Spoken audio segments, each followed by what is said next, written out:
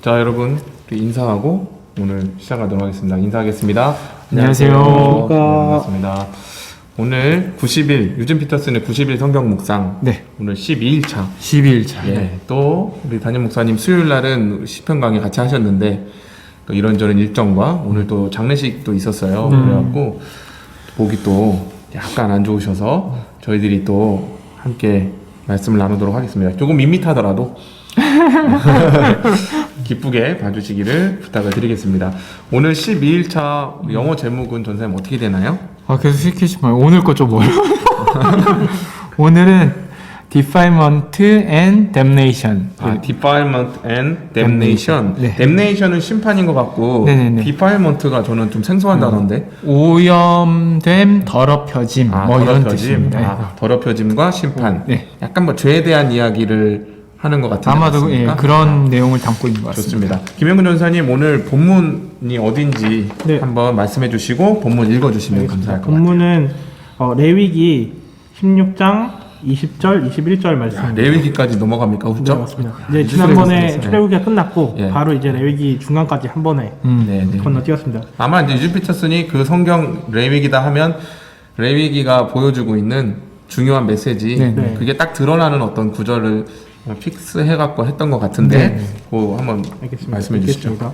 그 지성소와 회막과 제단을 위하여 속죄하기를 마친 후에 살아있는 염소를 들이되 아론은 그의 두 손으로 살아있는 염소의 머리에 안수하여 이스라엘 자손의 모든 불의와 그 범한 모든 죄를 아뢰고. 네, 좋습니다. 지금 보니까 염소에게 아론이 제사장 역할을 했잖아요. 아론이 안수해서 불의와 죄 이거를 전가시키죠. 네네. 네. 그리고 나서 이제 아마 이 뒤에는 광야로 염소를 보내는 네네네. 이렇게 맞습니다. 그런 어떤 장면들이 뒤에 이어지는 것 같은데 유진 피터스는 이걸 가지고 어떤 묵상을 좀 끌어내고 있는지 우리 박준사님께서 한번 소개해 주십시오. 예, 유진 피터스는 이렇게 말합니다. 죄는 항상 사람에게 두 가지 일을 한다라고 얘기를 해요. 첫 번째는 뭐냐면 사람을 되게 더럽히고 오염시킨다라는 거죠. 예, 우리들의 하나님의 맞습니다. 본성을 이렇게 점점 타락시키고 오염시키고 예. 하나는 그리고 그 타락시킨 결과로 심판으로 이끌게 되는 그런 죄의 결과를 받게 된다고 합니다. 네. 그래서 죄는 항상 우리들의 영혼을 더럽히고 파멸시킨다고 해요. 만약에 어떤 누군가가 자신의 죄를 회개한다고 할지라도 여전히 그 마음 가운데는 그 목적이 없고 그리고 자신이 굉장히 좀 지저분하다라고 자신을 죄책에 시달리면서 그리고 누추한 내면에 고통받아 한다라고 하는 겁니다. 그래서 만약 어느 누구나 항상 이 죄에 대해서 여러분들이 고민을 한다고 한다면 이 죄가 나에게 자초한 그런 여러 가지 결과와 심판들로 인해서 우리들은 불안해할 수밖에 없다라고 이렇게 얘기를 합니다. 그러면서 죄가 사람에게 이렇게 두 가지를 한다고 한다면 속죄라는 것은 바로 이 두 가지에 대해서 영향을 줄 수 있어야 된다라고 하는 겁니다. 그래서 효과적이 되려면 바로 이 더럽혀짐, 오염과 심판을 해결해 주어야 되는데 속죄가 네네, 속죄가 해결해 줘야 되는데 히브리 오늘 저희가 본 그 레위기 말씀에 보면은 히브리 의례에는 여호와를 위한 제물에 염소를 도살했고 그 피로 모욕의 죄, 오염된 죄를 씻어주는 역할을 했습니다. 그래서 희생 제물이 대신 심판의 죄를 가져가는 그런 정가를 받은 그런 결과를 했다라는 거죠. 오늘 저희가 읽은 레위기 16장 이전에 보면은 여기에 특별한 어떤 한 인물이라고 해야 되나요? 신이 나와요. 아사셀이라는 인물인데 이 아사셀이 무슨 얘기냐면 속죄 날 때 이 히브리인들이 2마리 염소를 준비를 시킵니다. 그래서 2마리 염소를 시켜서 이 제비를 뽑아요. 그래서 한 마리는 하나님께 드리고요. 한 마리는 이 아사셀이라는 어떤 대상한테 제물로 바칩니다. 이 아사셀이 히브리 문헌에 보면 타락한 천사라는 어떤 그런 개념이 있어요. 그래서 부정함을 나타내는 어떤 악마와 같은 그런 개념으로 이제 되어 있는데, 그래서 그 한 마리의 염소를 아사셀에게 줄 때 어떻게 주냐? 광야까지 염소를 대제사장이 끌고 갑니다. 광야 끝에 가면은 절벽 같은 데 나온대요. 그럼 절벽에 그냥 밀어 넣는 거죠. 그래서 히브리인들이 그 떨어진 염소를 보면서 죽어가는 염소를 보면서 자신의 죄가 그 염소의 목숨으로 인해서 죄의 값은 항상 사망이니까요. 죄의 값이 전가되었기 때문에 그걸 보고 환호하고 이러한 모습 삶을 살았다고 합니다. 그래서 유진 피터슨이 그런 모습을 우리한테 상상해 보라고 요구를 해요. 사막의 악마 아사셀이 희생 제물을 잡아먹도록 하자.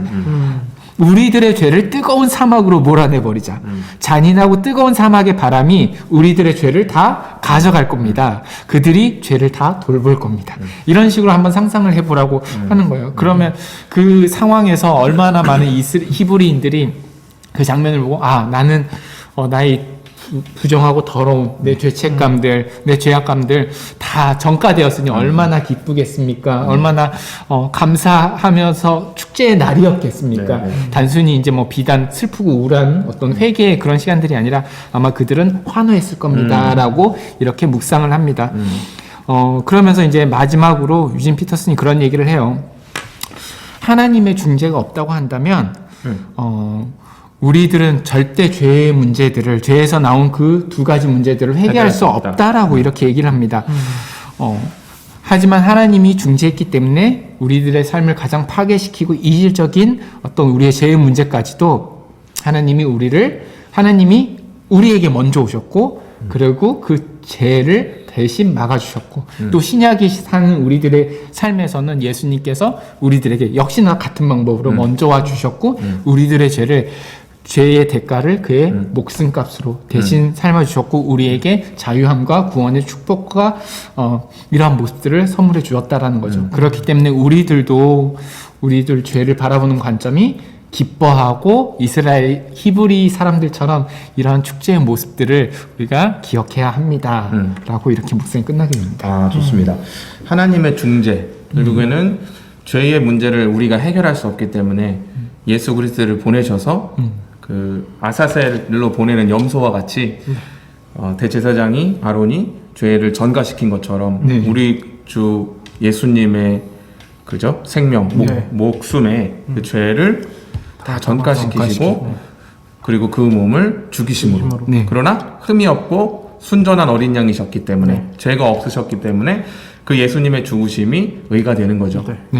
그러면서 사실 여기서 한 가지 더 중요한 사실이 있는데, 전가라고 하니까 죄를 전가시켰잖아요. 그런데 우리에게 예수님께서 십자가의 죽으심으로 발생한, 예수님에게는 우리의 죄가 전가됐지만 예수께서 우리에게 하나님 앞으로부터 획득한 하나님의 의. 그러니까 죄가 없는 분이 우리 모든 인류의 죄를 대신 지고 죽으셨잖아요. 거기서 발생된 의를 우리에게 또 전가시키셨다. 그래서 이게 칭의잖아요. 그러므로 말미암아 사실은 이 히브리인들이 죄라고 하는 것에 죄책이 발생하는 이유는 하나님이 내신 율법과 계명에 자신들이 도달하지 못하기 때문이라는 거, 거기서 발생된 죄라는 거를 우리가 일단 먼저 인정을 해야 될 것 같고요. 우리 또한 하나님의 계명과 말씀에 위배되는 인생들이죠, 사실은. 얼마든지 하나님 앞에 우리가 순종해서 의로움을 얻을 수 있는 그런 존재가 아닌 거예요. 늘 하나님 말씀 앞에, 성경 앞에서 우리는 다 죄인이고, 또 우리는 우리 스스로가 그거를 죄를 알고 있습니다. 추적하고 있고. 그렇기 때문에 이 모든 죄책을 예수께서 지고 가심과 동시에 우리가 순종해서 이뤄내지 못한 율법의 요구를 대신 순종하여 이루어내신 예수님께서 그 의를 우리에게 주심으로, 전가시키심으로 우리가 구원 얻게 됐다. 이제 이것이 이제 어떻게 보면 신약의 개념으로 가져온 이 아사셀 염소의 개념인 것 같습니다. 저는 오늘 이 부분을 보면서 좀 인상 깊은 게, 유진 피터슨이 얘기하는 이 죄는 하나님을 모르거나 하나님을 떠나 있어서 발생하는 죄들을 얘기하기보다는 하나님을 알지만, 그리고 예수 그리스도를 영접했지만 신자들에게 찾아오는 여전히 죄인된 자기의 모습, 그리고 자기의 행동 때문에 발생하는 죄책, 자기를 영혼을 더럽히는 그런 문제들, 그걸 또 여기서 좀 지적을 하고 있는 것 같아요. 그렇지 않습니까? 근데 여기서는 지금 아사셀로 보내는 염소를 절벽에서 밀어버리고 광야에서 죽이는 그 행위가 어떻게 보면 이스라엘인들에게 안도감과 해방감을 주었던 거죠, 죄에 대해서. 그렇죠. 이거를 생각을 하다 보니 그러면 신약에서는 우리 이 교회 생활을 하는 우리들에게는 그런 지점이 뭘까? 그걸 좀 고민하게 되더라고요. 이걸 묵상을 하면서. 김영근 전사님 좀 이런 부분에 대해서 죄책에 대해서 사람들이 보통 어떻게 좀 접근을 합니까? 말씀하셨던 것처럼 보통 이제 그 예수를 믿는 사람들, 신자들이 겪고 있는 어떤 죄책들은 네. 뭐 여러 가지가 있긴 하지만 뭐 대표적으로 사람들이 주로 겪는 거는 뭐 반복적으로 계속 같은 죄를 짓고 해결하지 못하고 나 이제 또 지었어. 네 이런 거. 맞습니다. 그걸로 인한 회개도 이제 수천 번 그렇죠. 해갖고 더 이상 할 염치가 없는. 맞습니다. 뭐. 그래서 청년 중에는 그런 이야기를 좀 해요. 번뇌를 한다. 저희 뭐 농담식으로 드리는 게 이제 번뇌가 누군지 떠오르는데. 네, 그게 반복되는 죄에 대한 내용인 것 같기도 하고 예. 또는 이제 너무 자신이 생각할 때 자기의 양심으로 생각했을 때는 아 나는 너무 큰 잘못을 저질렀다 해서 그걸로 인한 좌절들 그러니까 나는 해결하지 못할 나한테 능력이 없어 나는 이 죄를 감당할 만한 능력이 없다라는 그런 좌절들이 있을 수도 있고 또 한 가지는 너무 지나치게 잣대가 높아서 개인적인 잣대가 너무 높아서 하나님보다 더 선하고 하나님보다 더 의로운 어떤 주로 이런 사람들이 예수 믿기 힘들어하더라고요. 맞습니다. 그런 모습들이 주로 나타나지 않나 하는 생각이 좀 들었습니다. 좀 케이스를 잘 이렇게 정리를 해주셨는데 전사님은 그런 케이스를 보신 적 있습니까? 저는 이제 듣다가 하나 이제 네. 생각나는 네. 점이 있었어요. 이제 교회를 계속해서 다니시는 분이었는데 젊었을 때 20대 초반 때 뭐 저희가 대학교 생활도 하다 보니까 자유롭게 살지 않습니까? 네. 교회를 다니면서 이제 여러 가지 이제 일상의 어떤 좋지 않은 일들을 좀 이렇게 하고 다녔었는데 이제 그분이 나중에 이제 결혼도 하시고 가족도 가정을 이루시고 딱 있는 어느 한 순간에 그 젊었을 때 자기가 치기 어린 그런 행동들이 갑자기 생각이 나더래요. 그러면서 그게 계속 생각이 나니까 밤에 잠을 자기 전이라든가 아이들을 보고 있을 때도 그렇고 아내를 보고 있을 때도 그렇고 계속 생각이 난대요. 내가 어떻게 하나님을 믿는다라고 한 사람이 그때 당시에 그런 일을 벌였을까? 더 비참한 건 뭐냐면 나는 왜 그 당시에 그런 일들을 해놓고 여태까지 난 그거를 아무런 죄책감도 없이 난 그렇게 살아갔는가? 내가 어떻게 기독교인이라는 사람이 한 가정의 아빠면서 남편이 이러한 삶을 살아간다는 되게 못났다 이 죄책감에 너무 시달리는 거예요. 그래서 저 뭐 이런저런 얘기를 하다가 하나님께서 다 해주신다고 이렇게 얘기를 해줬는데도 불구하고 다 아는데 계속 생각이 나는 거예요. 집에서 혼자 있는 순간이나 그러다 보니까 굉장히 힘들어하고 고통스러워하고 그런 모습들을 많이 봤어요. 이게 그냥 한두 번이 아니라 굉장히 몇 년에 걸쳐서 오래 고통스러워하는 분을 제가 본 적이 있어요. 그래서 제가 아무리 가서 설명을 해줘도 안 되더라고요. 근데 이 오늘의 본문과 이 말씀을 듣다 보니까 그분 생각이 나면서 이 죄책이라는 게 아무리 하나님이 다 용서해 준다고 알면서도 이게 또 안 되는 분들이 있더라고요. 그러니까 이게 신기하게 죄책감이라는 게 또 죄가 낳는 되게 무서운 결과인 거예요. 이게 죄 자체가 문제이기도 한데 죄가 우리에게 계속해서 지속적인 영향을 미치고 사단이 결국 우리를 참소한다는 게 그것 가지고 참소하는 거거든요. 네가 예수 믿는 자냐. 오염시킨다 그러잖아요. 마음을. 이거 완전 그러니까 네가 어떻게 그럴 수 있냐. 너는 지금 그것 때문에 신자라고 할 수 없다. 막 이 마음을 계속 심어주는 거죠. 맞아. 저도 또 이야기를 듣다 보니까 얼마 전에 이제 신방을 하고 어떤 형제에게 복음을 전하게 된 계기가 있어요. 그분은 교회 생활을 하셨는데 또 사실은 예수님이나 하나님 앞에 나아가질 못하시는 거예요. 예배를 드려도 그리고 기도를 해도 사실 대상이 있는지 그런 것도 잘 감각이 안 되고 특히 또 이제 교회에 보면 신실하신 자매님들이나 그런 분들 있잖아요. 권사님들 이런 분들 보면 막 경험도 많이 하고 막 체험도 있고 뜨겁고 막 하나님 앞에 막 기쁨도 있는 것 같고 기도하면 평안해지는 것 같고 근데 자기는 전혀 그런 게 없다는 거예요. 그래갖고 그걸 결론 어떻게 내렸는지 아세요? 그거를 자기가 죄가 많기 때문에 나 같은 사람은 하나님 앞에 나아갈 수 없기 때문에, 그리고 나 같은 사람은 예수님이 받아줄 수 없기 때문에 자기는 이 모양인 것 같다라는 거예요. 너무 겸손한데요? 이거? 겸손이 아니고 아니에요? 이거를요. 그래서 파고 들어봤어요. 이게 무슨 마음인가? 이게 겸손인가? 아니면 뭔가 했더니 결론은 그겁니다. 하나님께서 예수 그리스도를 통해서 자기 죄를 용서하신다라는 말을 들었대요. 그거는 그럴 수 있다고 생각을 한대요. 근데 그건 인정이 되고 인정은 해. 자기는 자기를 용서할 수 없다는 거예요. 와. 이 정도까지는 아닐 거예요. 네. 나 같은. 내가 어떻게 이럴 수 있나? 이게 사로잡는 거예요. 그래서 뭐 그게 무슨 죄 때문인지를 파고들 수는 없었고, 사실 뭐 그것들이 이제 그 비밀스러운 내용들이니까 그거는 이제 지켜드렸는데, 결국은 뭐냐면, 그래서 그 형제님에게 뭐라고 말씀드렸냐면, 하나님 앞에 우리를 나아가지 못하게 하는 가장 큰 죄가 우리 자신에게 있는 교만인데, 그 교만이 뭐냐면 모든 판단이 그리고 모든 옳고 그름의 기준이 하나님께 있다는 걸 못 믿고 그거를 키를 못 내드리고 자기가 자기를 판단하는 자가 되는 거예요. 그렇게 했을 때 자기는 도저히 그렇죠. 구원받을 수 없는 존재. 네. 자기는 지금 죽으면 지옥 갈 존재라는 거죠. 근데 그래서 그 부분을 그거 아니다. 그거 아니고 이 키를 하나님께 넘겨라.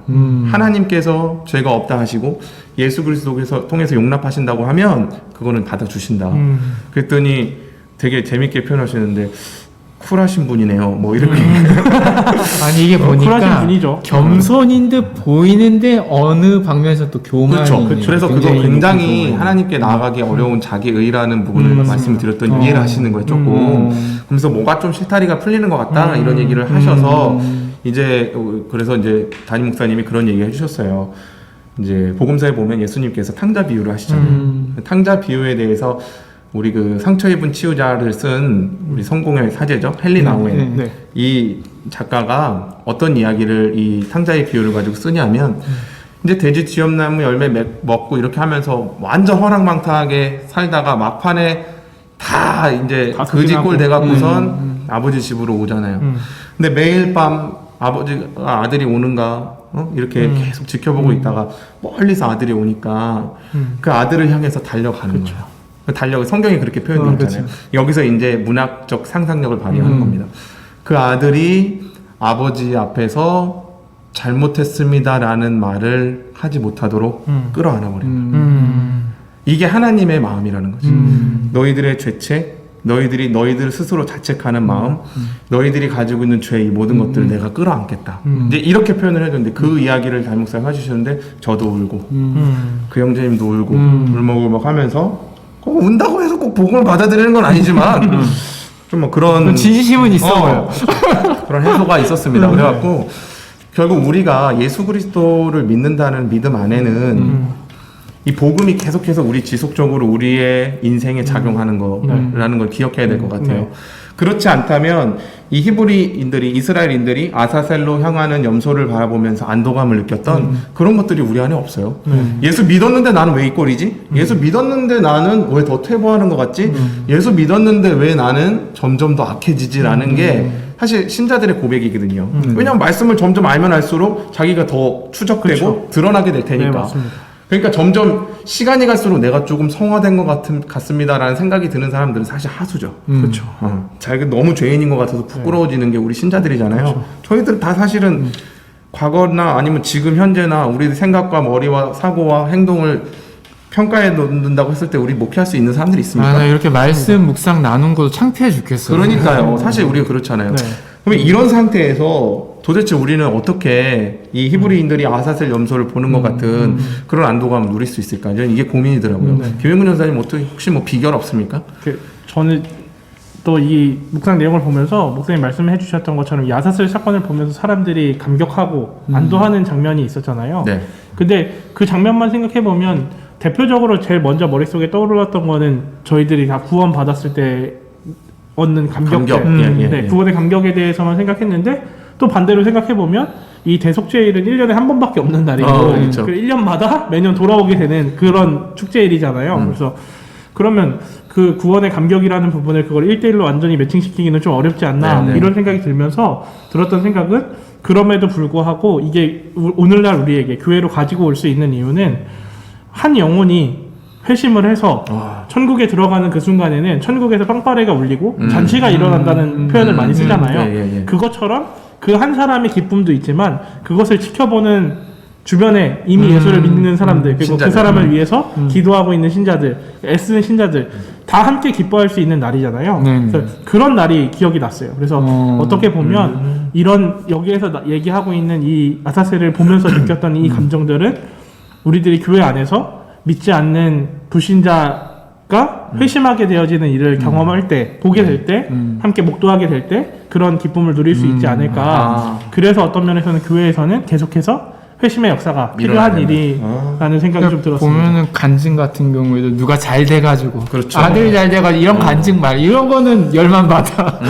죄책감만 들어. 나는 왜 이런 거 그런 거 말고 한 사람이 정말 회개하고 그렇죠. 하나님한테 돌아오고 이런 정말 간증들이 우리들에게 정말 큰 힘과 위로가 되는 것 같아요. 지금 우리 전사님 얘기를 듣다 보니까 우리 옛날 팀 켈러 할 때 생각이 나는데요. 교회 안에서 계속 생명의 역사가 나타나고 능력이 나타나기 위해서는 복음을 듣고 뭐라고 했죠? 재발견. 복음이 재발견되는 역사가 계속 있어야 된다고 했던 내용이 조금 확 다가오는 게 사실은 우리 이 예배당의 자리에 앉아있는 많은 분들 중에 회심의 과정을 겪고 있는 사람도 있을 수 있고요. 뭐 존 버년이나 뭐 이런 스펄전이나 이런 어떤 우리 침례교회의 기라성 같은 선배들을 보더라도 회심을 막 5년씩 죽어라고 막 뒹굴면서 해요. 막 자기를 점검하고. 근데 그런 과정들이 교회 안에서 있어야 하고 또 그 결과 드디어 복음을 내가 붙잡았다. 이 예수를 내가 이제 진짜 믿습니다. 영접합니다라는 고백이 터져 나오는 감격이 우리 서로에게 공유되고 교회 안에 계속해서 확인되고 발견되는 게 너무 중요한 것 같아요. 맞습니다. 그게 공동체의 힘 같습니다. 맞습니다. 그런 고백들이 하나씩 나올 때마다 저희 교회가 단단하게 또 공동체가 세워질 수 있는 맞아요. 그래서 참 바람이 있다면 지금 뭐 코로나로 참 어려운 시기를 계속 지나고 있지만 우리가 코로나가 이제 위기지만 그걸 기회로 만들 수 있는 아주 중요한 시점에 있는 것 같아요. 그래서 그러다 보니까 우리가 뭐 오픈하우스도 하고 서로 성도의 교제나 공동체 이런 것들을 세워가려고 하고 그 안에 결국에는 예배나 복음의 본질이 회복되기를 우리가 사실 간절히 바라잖아요. 근데 그 마음의 염원 안에는 이제 우리 교회 안에 한 생명이 혹시 오랫동안 교회 생활을 했지만 아직 진짜 복음 안으로 내가 들어오고 방금 얘기했던 이 죄의 문제들을 해결하지 못하는 사람들이 그걸 해결하게 되고 해소하게 되고 또 그럼으로 말미암아 그것을 우리가 마음껏 축복해주며 아사셀로 가는 염소를 바라보고 환호했던 그런 이스라엘인들의 그런 안도감과 기쁨을 우리의 또 교회와 가정에서 맛볼 수 있었으면 하는 그런 바람이 듭니다. 그래서 오늘 이 묵상을 잘 가슴에 새기고 또 특히 저희 목회자들 뿐만 아니라 이 방송을 보는 우리 성도님들 각자의 삶이나 일상 안에서 어떻게든 뭐 전도합시다 이런 명제가 아니라요. 복음을 궁금해하고 이 죄의 문제들을 해결하지 못하는 사람들에게 언제든지 말할 수 있는 준비를 베드로 사도가 우리들에게 권면했던 것처럼 복음을 말할 수 있는 준비를 하시고 또 그것들을 우리 안에 무기로 가지고 있을 수 있는 그런 우리 성도님들이 되셨으면 좋겠습니다. 오늘 묵상이 그런 여러분들과 저희들에게 좋은 그런 물맷돌 역할을 좀 했으면 하는 바람입니다. 오늘 이 정도로 오늘 묵상을 좀 마칠 수 있도록 그렇게 하겠습니다. 감사합니다. 감사합니다.